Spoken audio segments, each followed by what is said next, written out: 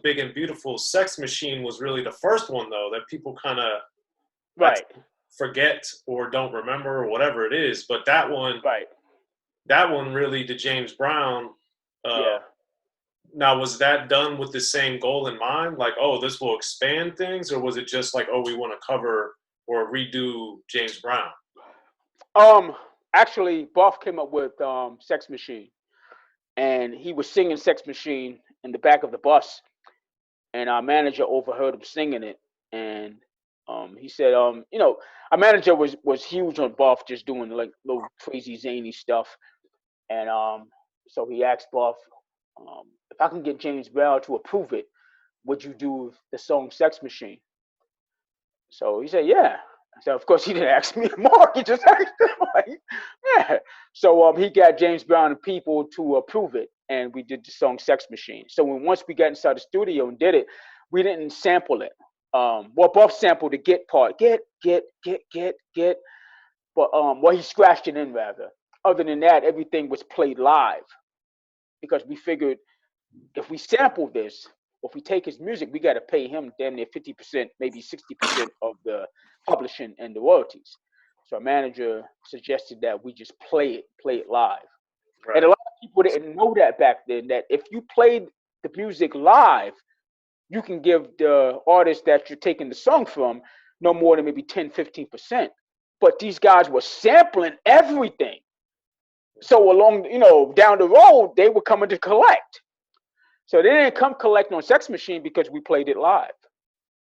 Well, it's talking to you about all this stuff. It's amazing that it seemed like your manager, despite some of his quote unquote interesting ideas, also Right. was very savvy on a lot of the strategy for you guys too.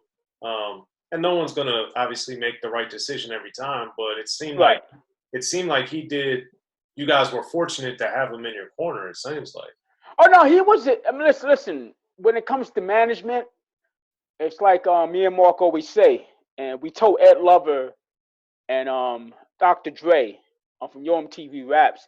They came to me one day and said, they wanted to be managed by Charlie Stetler, which was his name. And I said, listen, as far as management, you get no better than that. I said that guy will have you in freaking Timbuktu with a hit record. That's how good he is. So he was a really, really good manager. He's very strategic with his management. He knew what he had a vision. Once he had a vision, he knew where to take it. And the crazy thing is that people don't know is that Big Daddy Kane, Kool G Rap, Run, all these guys wanted to be managed by him, but he turned them down because he didn't know how to market a Kool G. He definitely know how to market a Kool G Rap or a Big Daddy Kane. So yeah, a lot of other rappers. I think Dougie Fresh wanted to get managed by him because they saw what he was doing for us. He was taking us to places where rap wasn't even at, and on different plateaus. So a lot of people wanted to get managed by him. All kind of R&B singers, actors and actresses wanted to get managed, but his only focus was Fat Boys. And you guys were very successful. That's huge. Yeah, I mean, it worked out pretty good. 50% was our talent, 50% was his drive and his hustle. So it's kind of like he gave us. It's like Curtis Blow giving us the beat and we rapping to it. He gave us the path and we took it. You know what I mean? I mean, we could have easily said, "No, we're not doing that," and he could have easily said, "What the hell with it?" You know what I'm saying? So it kind of worked out for both of us. Absolutely.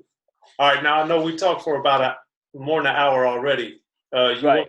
want to keep going, or you want me to run these and then we'll come back, or how do you want to do it? Because I'll keep going, but I don't want to take up too much of your time. That's all. Oh, no, that's cool. Okay. Go a little bit longer. Yeah. Okay. Cool. So we'll go another 20 minutes or so I can not take up your whole night. But All right. okay, so then getting to Big and Beautiful, that album, that one, it didn't go gold like the first two albums, and it also didn't have Curtis Blow. So what? No. See, Big and Beautiful was a transition. Yeah, We were getting off the label. So break it down. What happened? Yeah. That was the step to Polydor, right? That was a step to Polydor. Big and Beautiful sold over 875,000 copies. Really? So it went beyond, yeah, it went beyond gold. Because when I was trying to find on RAAA to brush up, I didn't see that as gold or platinum. No, they didn't. Sutra, see, it's so many shadiness going on. I mean, you can talk about it now. At the time, we didn't know anything about the shadiness of different record labels.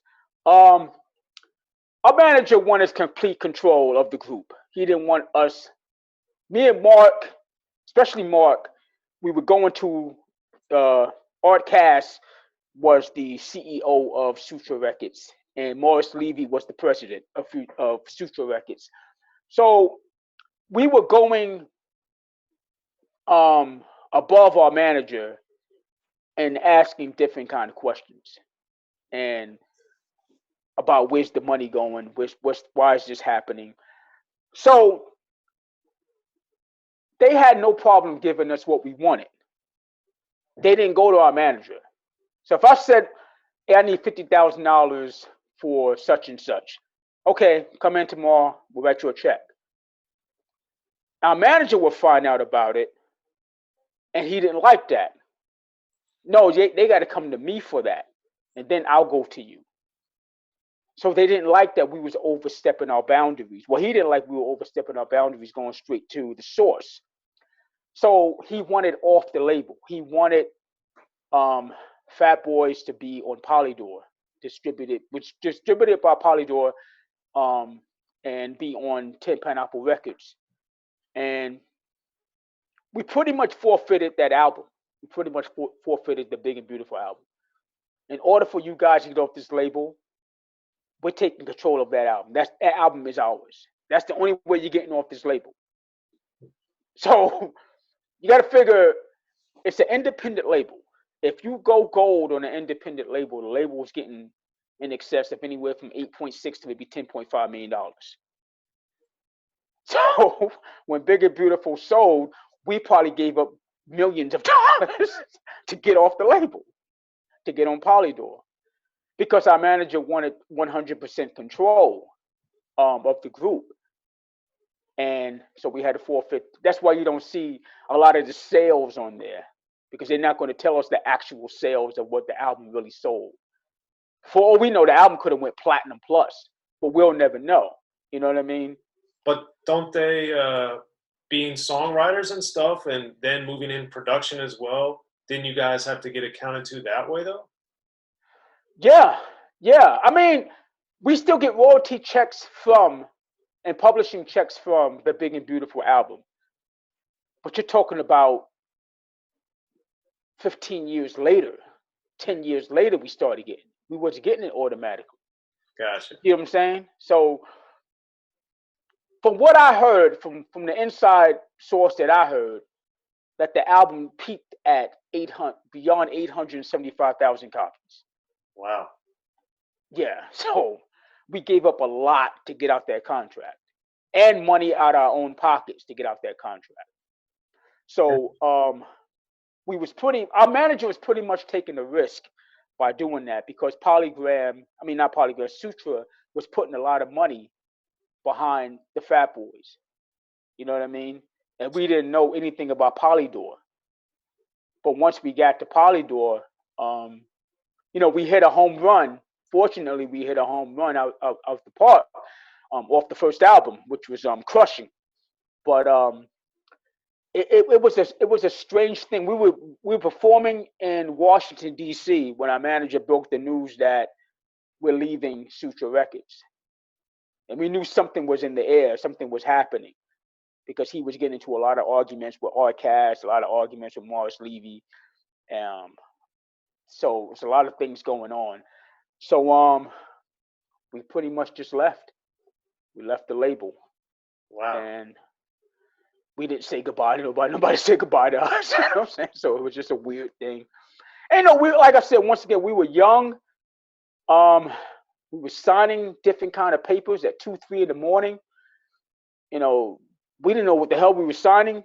So a lot of things was just like I said, once again, it was happening so fast. Everything was happening so fast.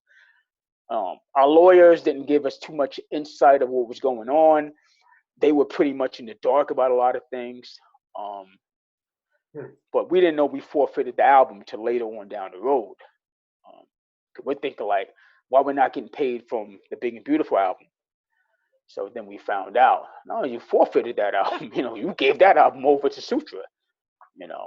So it was that's when a lot of whispers in the industry was saying that we were getting ripped off.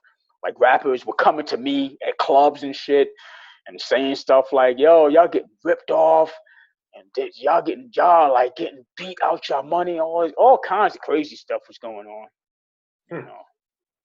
And so what happened with Curtis Blow not being on there?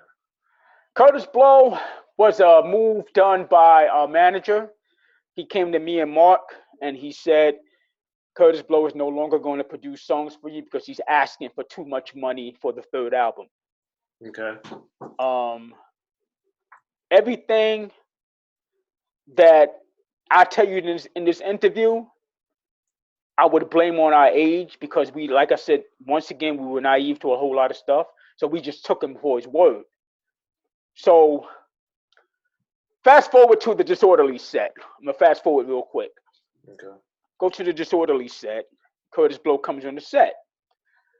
And he says to me and Mark, you two are the reason why I'm not producing anymore. I'm like, what are you talking about? Yo, you told your manager you didn't want me on the project. I was taken to. We never said that. He said that about you. You know what I'm saying? So, yeah. So that was crazy, man. Our manager, like I said, our manager just said he was asking for too much money, too much percentage, too much credit for the third album. So he pretty much just said no, and they had him and Curtis Blow had a falling out, and that was it with that. Wow. Yeah. So did you ever find out what you believe to be the real story? Like, do you The believe real story is that our manager didn't want Curtis Blow sound anymore.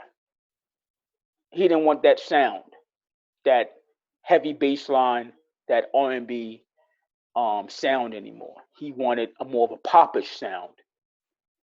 You know what I mean? So Curtis Blow couldn't produce the Wipeout. That's not his thing. His thing. There's no way he could have produced a Wipeout. And our manager knew that, so he wanted to cut ties and get the Fat Boys a top 40 kind of sound. You know what I mean?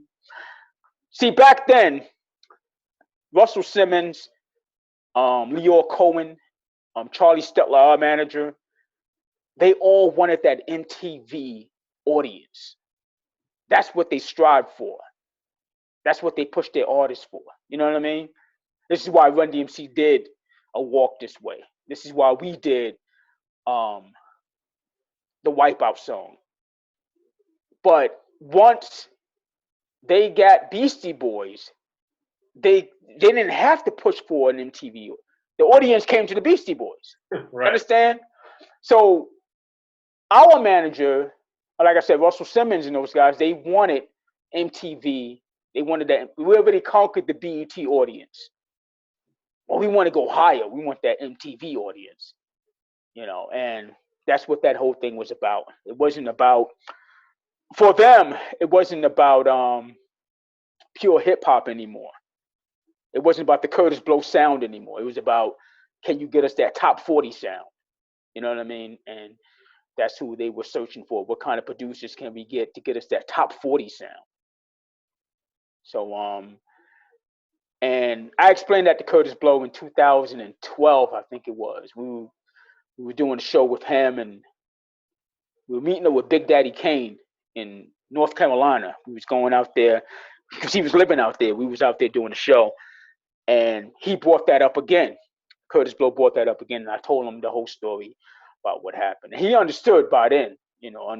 By then he was like, okay, now I get what you're saying. Like, they didn't want that sound anymore. They didn't want that patenting heavy bass lines and and choruses, that stuff. They didn't want that anymore. They wanted to go beyond that.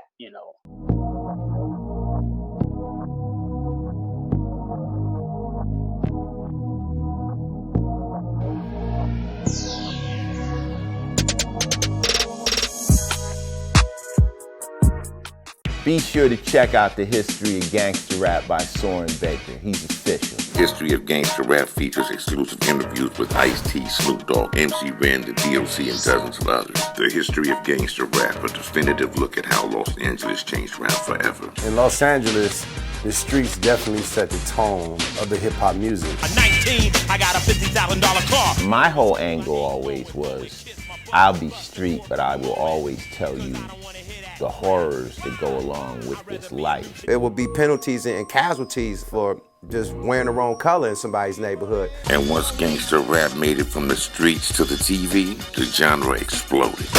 With Fab 5 on Yo MTV Raps with NWA. Yo MTV, it just catapulted us from being local heroes to national gangbang rappers. The History of Gangster Rap discusses it all from 1980 up till today. It's always gonna be shit happening in the streets. You know what I mean? So it's always gonna be something to talk about. The History of Gangster Rap in stores now.